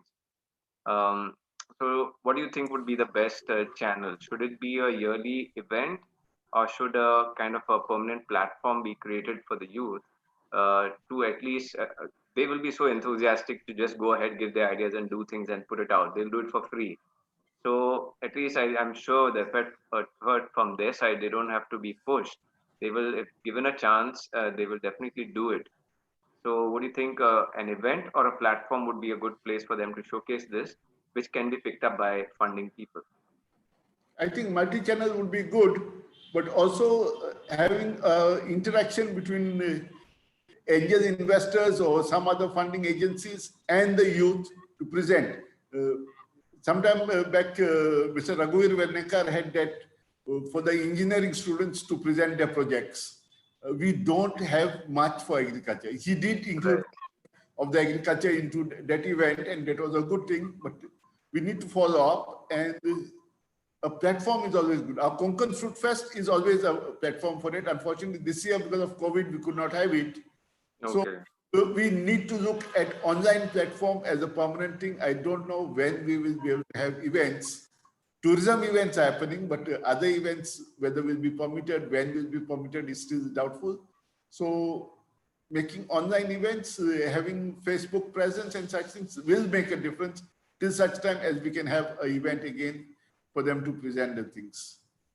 Definitely, definitely. And ideas coming out from there itself, a webinar where every student gets, 5 minutes to present their amazing idea and innovation, and, which can be publicized, and people who want to invest and looking for a new business, entrepreneurs can come and kind of join that webinar and, pick out the good idea from there and approach those, youth who are trying to do something good. Yes, Dr. Jennifer? Yeah, I just wanted to add a Center for Incubation and Business Acceleration at Verna, SIBA. There's also FIRE. These are, entrepreneurship development agencies. And there's one in Asagaon as well.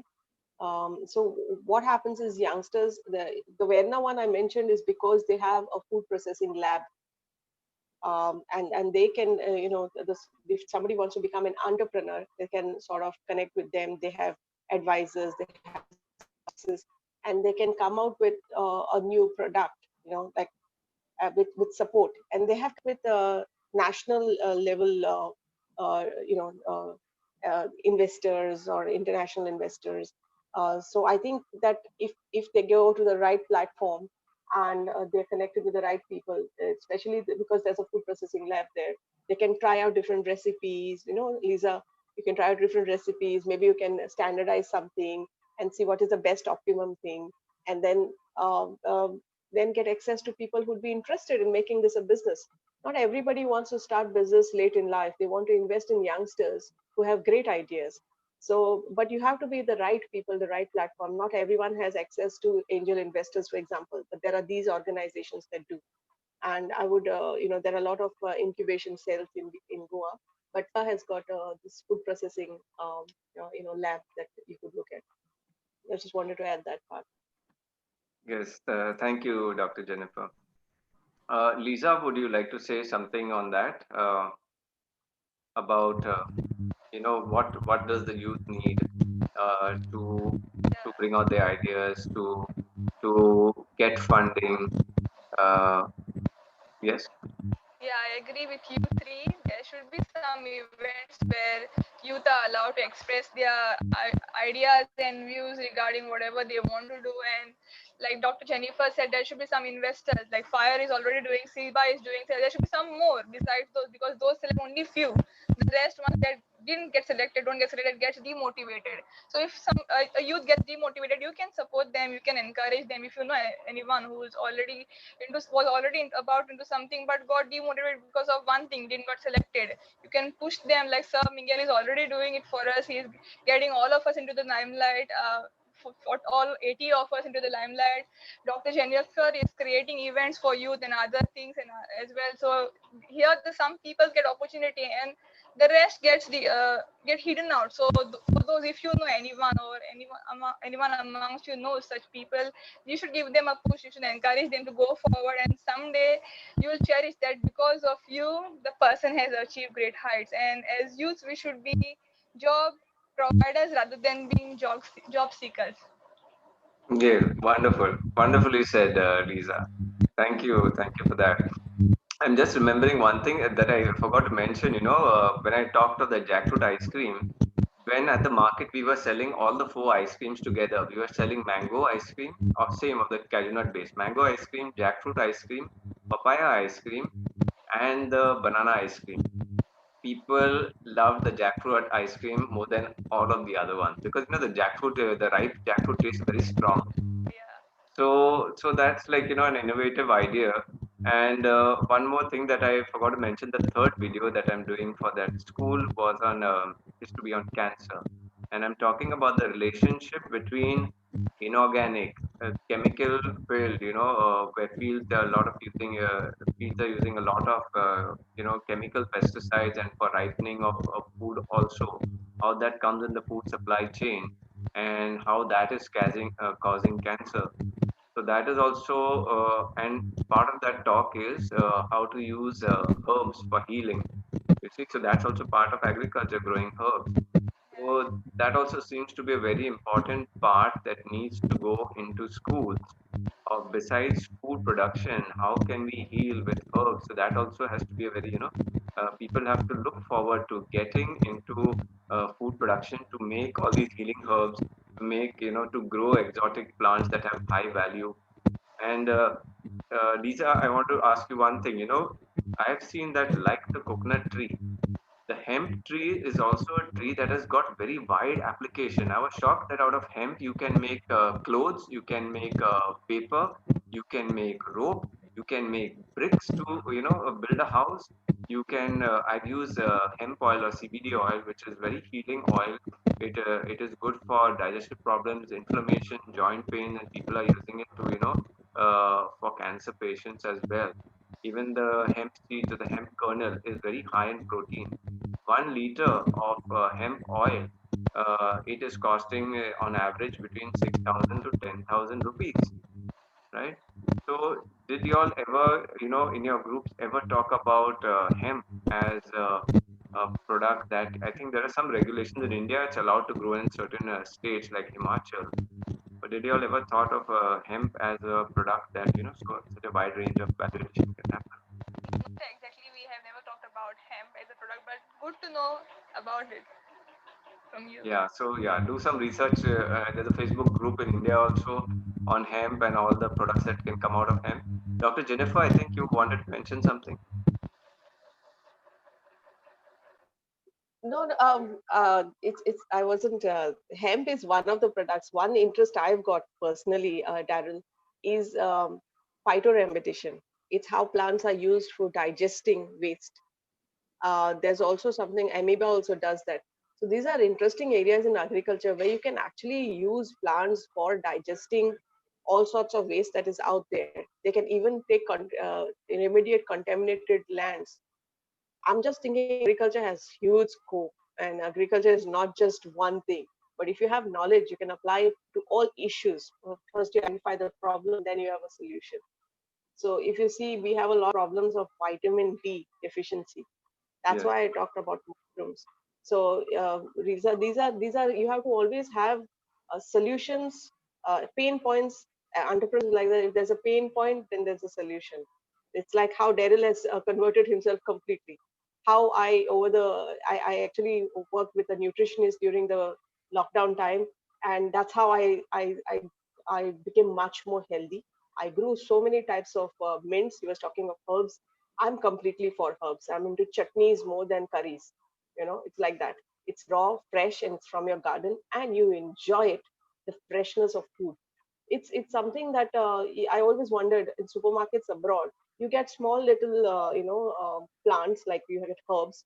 in the supermarkets on their exit point. Like, you get this herbs that you can take. Coriander and all comes in little, small little containers like that. So it remains fresh. But we are, look at our food. Look at what happens to our food. I think we need to have food in a better environment. I don't feel like, why should we have our food lying on the ground like that? I mean, it's just dumped. All sorts of. So if you can sort of raise up the standards of how, and people love that, Right. excite people, then I don't think anybody wants to pay less for that value, that quality, you know. And hydroponics is something people are doing, but I remember Peter saying, and you had Peter also in your as a speaker, that Yes. soil gives you so much nutrition. What can water do? It's not as much nutrition as soil. So I think Goa is blessed. We have very nutritive soil, and That's right. hemp is something you're talking about. Even our plants that are growing in the water hyacinth. Water hyacinth has huge energy potential in biogas. You can use it in biogas. So it's all these plants that are growing around in all your water bodies. You can actually use it. There's lot to study. And we have experts in the Goa University. I met with one professor there, and it's only like when you are a student and you want to learn, you find people, and there's a lot of learning to do. But how much can somebody do? You have to specialize, and then you look at what you can do with your little time. So Lisa, there's a lot of food for you for thought. Yes. Yes, definitely. Thank you, Jennifer. Now we'll go into the Q&A. I let our panelist round extend because we just have a couple of questions in Q&A. And before that, I would just the third question was, of course, how can for our panelists, how can our audience and people get in touch with you to know more about about our next generation? How they can think of this option. As well for a livelihood. So I have asked our panelists to put their details in the chat box. So all of our attendees can scroll up in the chat section, and you'll see the contact details of Miguel Braganza, Liza Pinheiro, Dr. Jennifer Lewis. So you can take the contact details from them and definitely get in touch with them. You've heard a lot from them today about different aspects that you may be interested in. So please go ahead and do that. Uh, I will take, yes. The first question is yeah, it's a question and a comment also. Anonymous. Agriculture in schools should be mandatory, a priority. Is that possible in Goa? Miguel, would you like to take that up? Basically, it's an option, and I think we should leave it as an option instead of making it compulsory or mandatory. But I think what needs to be done is to have an interaction with the managements of the schools Cool, right. and the board to see why this is not being implemented in most of the schools. There must be some issues which have not been addressed or they are unaware of. So it needs to extend to all the schools. It should be available. If a school has have 2 or 3 divisions for 9th and SEC, then I think there should be at least one division of students who are interested to opt for that. If they're told in the 8th standard what are the options in the 9th and 10th, I think there will be many who will be willing to take an additional subject also. If 50 schools in the government can take it, why not 10 schools in the private? Yes, thank you. Yes, Miguel, thank you for that. And I think there are two parts to it. About this information and understanding about deeper understanding of food health and the connection with the need to grow, because in my book Become Healthy or Extinct, I have written about this, how to heal with foods and which are the bad foods and which are the good foods, and how to eat local, fresh, organic, and that should be a first preference. And from this awareness, when I visited Delhi, I was asked by the Indian Air Force to come to their office because one of the people from their team had read my book and followed certain things, then cured themselves of illnesses. And they said that is there a version of the book that you can make which we can take in our schools, our 250 schools in India. And so I said, wow, that's amazing. And is it because of, all the remedies? He says, besides the remedies and the healing, before that, you're giving such basic fundamental knowledge about what is healthy food, what is not healthy food, how to bring sickness. So that is what we really want to, go. It should be then every textbook. So I'm sure there is some part of very basic understanding of health, food, and all that should be in all the school textbooks. And then I think some part of it, which is further, can be, the optional subjects like you're saying, and then they can take it up as courses itself. Yes, I think about food, it should be there in the biology subject itself. I don't know why it's not there. Not there, We, yeah. we study about amoeba and fungi Yes. and all these things, but in fungi, they don't tell us about mushrooms. Yes. And they tell us in amoeba that we can get amoebic dysentery. So I think the connect should be there somewhere in the syllabus. Yes, definitely there's scope for work there and a movement should happen. So that's we agree on that. Wonderful. The second question was from Hemant Pawar. He stays in Thane. I know him personally, so I know the location. He says, are there any products which can be exported? I think he's referring to what can be exported from Goa. Miguel? Yeah, from Goa, the current export is only cashew nut. Cashew feni even cannot be exported because it is classified as a country liquor, and country liquor cannot leave the state. Only if it's reclassified as a white spirit can it go to other states of India. Right now, we have a funny situation where you can export it to Sri Lanka, but you can take it to Maharashtra. So we need the classification rules and all those have to change. There are a lot of products that can be exported from Goa. Hemant has made a further question. He says, as he has understood, there is a good demand for mango seeds, dried and powdered. So is any of that happening in Goa? No, mango seeds are not even collected here in Goa. We have to incentivize people to collect mango seeds when we want them for raising seedlings and making graft. But collection of mango seed and making of mango seed kernel powder is a big thing in Andhra Pradesh and Telangana. Hasn't caught on here. Here everyone says labor is expensive, but we have shown them at least in Shorround that if you pay 1,000 rupees for plucking mangoes, then 1,000 rupees is quite often the price only of 20 mangoes.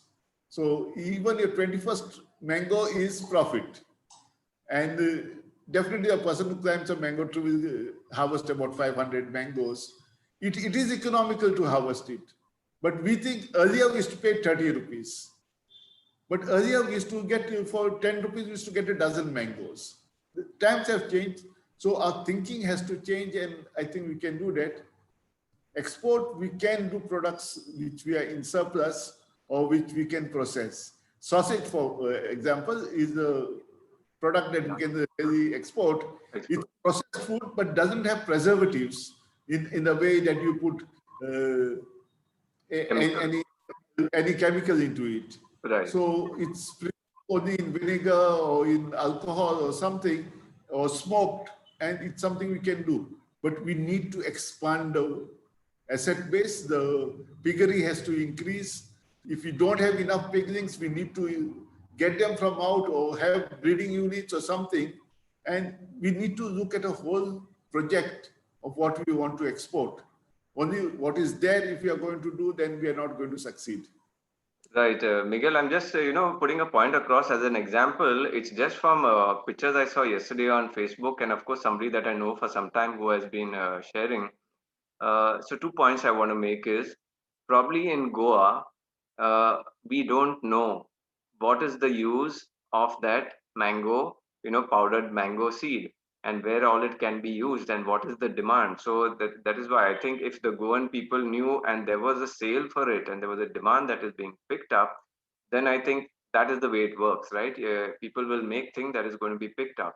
I'm giving an example like this of Roy Changoa.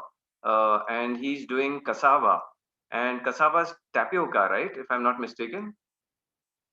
Yeah, so just these two young boys, and I know this so well because Roy approached me about 2 years back, and he said, if you have 2 acres of land, this is what we can do, and this is the kind of money that can be made, and it's all going to go through his channels and exported, you know.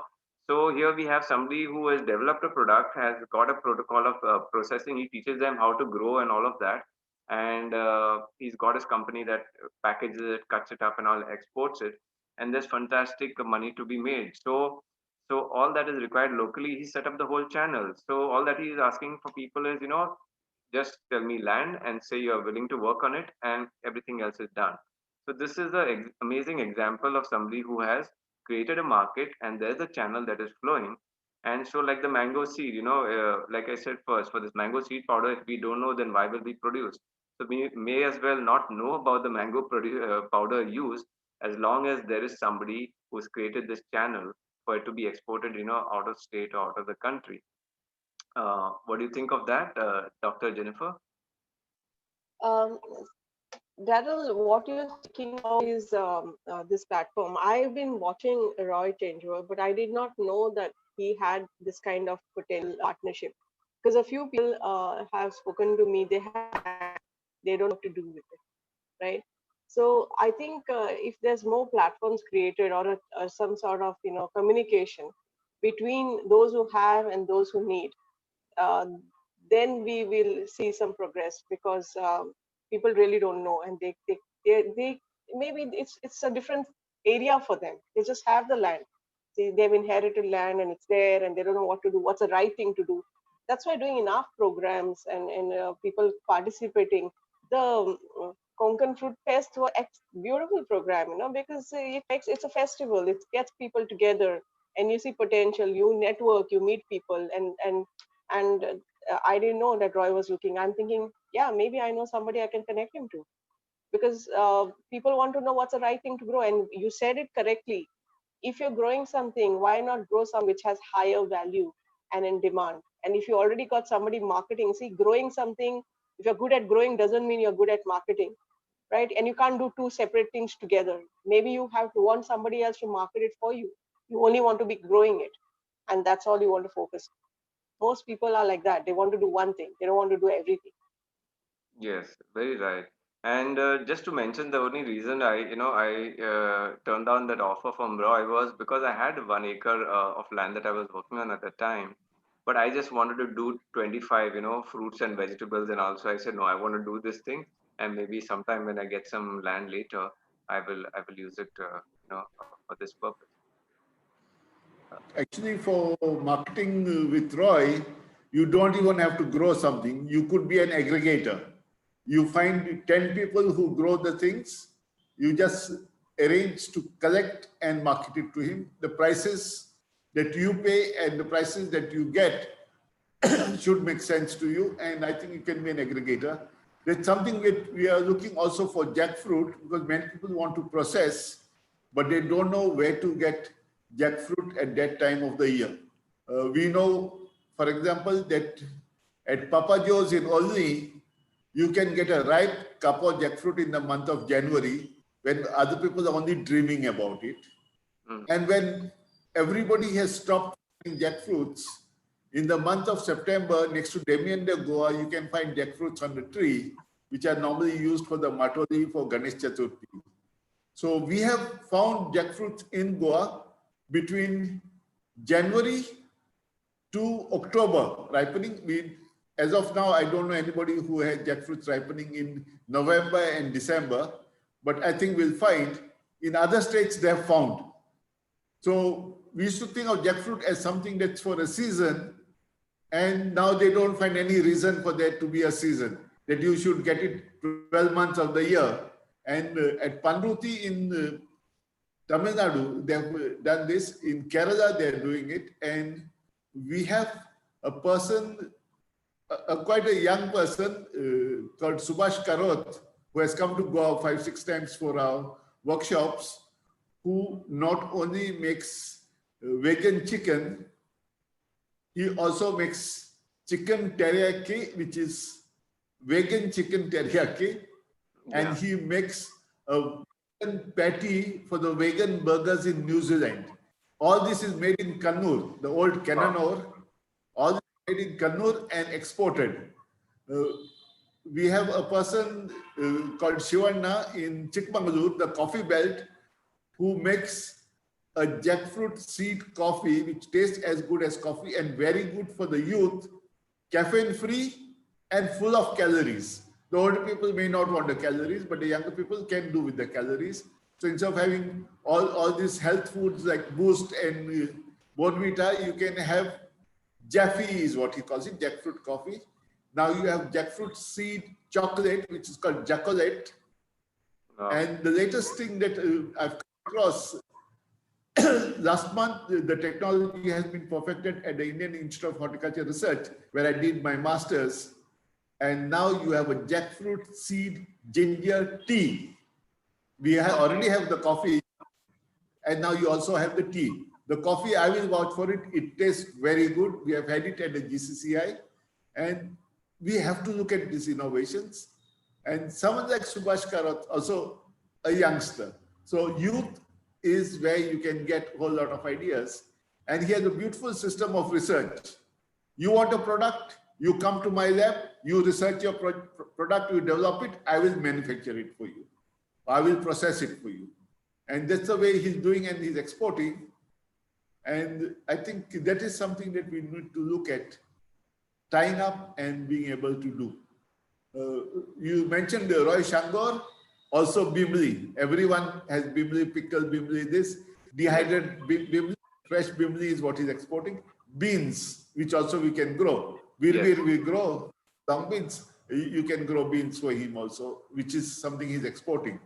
So we have to look at what can be done. Right. And I definitely look at the youth, because old dogs don't learn too many new tricks.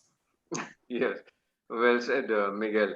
I also wanted to point out, if it was not mentioned already, Roy also does the a good jackfruit range of products, even jackfruit biryani and all. He's got some standard products of jackfruit also that I've seen him posting in our Vegans in Goa group on Facebook. And just one thing that I had some amazing jackfruit seed hummus from my neighbor here in Goa. Okay, never had it earlier in my life. It's so simple. She just cooks the jackfruit seeds and puts the herbs and the pepper and all of that, and it was so amazing. Everybody knows hummus is a rave around the world. Okay, so we can definitely have hummus, jackfruit hummus also from Goa as a product. Uh, so it's time. We have reached our time, and any last words from any of the panelists before we leave? Yes, Dr. Jennifer. Amazing platform. Thank you, Daryl. Miguel, welcome. There's always lots to learn. I've learned so much from him. He's inspirational. Liza is somebody new that I've met, and she's very supportive in my Vasco forums. She has a lot of knowledge, and today I've heard her and I'm inspired, like I said to you. One thing I just wanted to add, last and least, we have a lot habit before the rains of drying fish, drying dried stuff, dried prawns or dried mangoes and that, but it's not hygienic. If they can make it hygienic and they can package it well, I think that's another market that is real. It's existing, and you don't need to sell to people outside. You need to sell to people that know that they know it here. So I think that's something that we got to do. And I'm very nice platform, Daryl, and I hope that people have learned a lot. And this whole series is amazing. I have to go back and see some few episodes that you had before. Thank you. So thanks, and great platform. And Lisa, nice seeing you. Thank you, Miguel, once again. Thank you, Dr. Jennifer. Lisa, would you like to say some last words? What are your hopes and aspirations? What help do the youth look for from all of these people who are going to watch the webinar? Because it's going to be recorded and shared. Hopefully, we want the viewership to reach, at least 10,000 people in the next 2 months. So, what would you like to say from the, on behalf of the youth? How can the rest of us help? I'm like a new butterfly who's recently come out of the pupa and seeing all these things after my graduation. Thanks, Daryl, for this platform. This was my first. Welcome. Was good interacting with Dr. Jennifer as well. I haven't met her in person, though we live in Vasco. I hope to see her soon. And some Miguel, he has always been at my backbone, supporting me, motivating me to do such things, taking me forward, giving me advices. So mentors like him are essential. Everyone needs them. Even if you can be a mentor to someone else or mentor someone else also. Like, thank you so much for having such sessions. You're And welcome. a message that I would give to youth is, I hope someday we don't give up easily. Like, I hope someday you all get inspired from us and say, because of you all, we didn't give up. Wonderful. Yes, of course, of course. We get inspired by the youth, every time. Thank you, Lisa, for those wonderful words. Miguel, any last words? Yeah. The other two panelists are from Vasco. It's the only taluka in Goa that does not have a zonal agriculture office, and I wish that they will get it soon. The director has promised. The file is in movement again. Dr. Jennifer was part of Green Mormoga program in 2003, 2005, 2006. And I think the best thing that can happen is after 16 years to have this zonal agriculture office, Mormugao, and with people like Liza there, definitely lots of things will happen. Thank you. And thank you for Wonderful. again. Yes, thank you. Thank you, Miguel. Thank you, Dr. Jennifer. Thank you, Lisa, for being with us today and sharing all of your wonderful ideas and the work that you are doing. I hope it inspires people. It makes people think that there are so many options and things that they can do to help this movement. And I hope it also inspires all youngsters that we are most willing and trying. Therefore, ideas, creating platforms, events, and even funding. And I hope this recording gives value to everyone. Thank you once again, and hope to connect with you all again soon on food, farming, environment, and all the topics that we hold dear in the New Earth Summit. Thank you.